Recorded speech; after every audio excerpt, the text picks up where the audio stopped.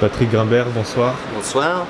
Quelle est votre réaction à l'issue de ce deuxième tour des législatives? Est-ce que la marche était trop haute ce soir? On le savait, on s'en doutait.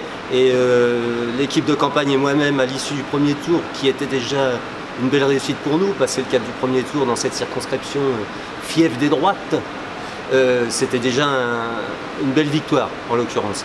Bon, ce soir, ça fait 60-40. Nous, on s'était fixé d'être entre 35% et 40%, le résultat qu'on s'était fixé est atteint, donc c'est quand même une satisfaction. La déception n'est que temporaire, parce qu'on savait dès l'issue du premier tour que, effectivement, comme vous le dites, la marche était très haute, hein, donc renverser c'était difficile. Je trouve qu'on a réussi quand même à bien mobiliser au second tour pour arriver à 40%, c'est exceptionnel.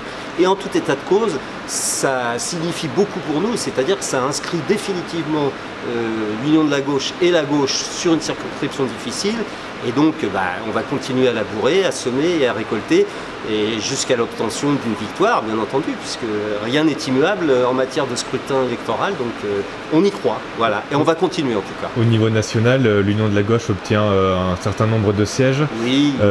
Comment vous analysez? Alors, il est clair qu'on aurait souhaité, nous, les NUPES, une majorité absolue de la NUPES.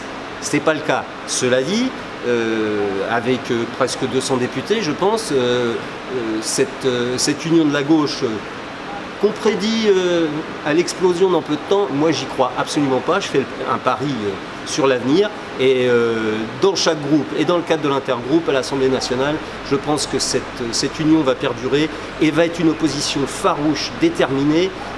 Imaginez avec 17 députés ce que ça a été déjà sur la mandature précédente, et avec 200, je prédis des difficultés intenses à la Macronie au Parlement. Et chose importante, et je vais conclure là-dessus, le retour de la démocratie au Parlement, avec la représentation de toutes les orientations politiques, même celles qui nous déplaisent.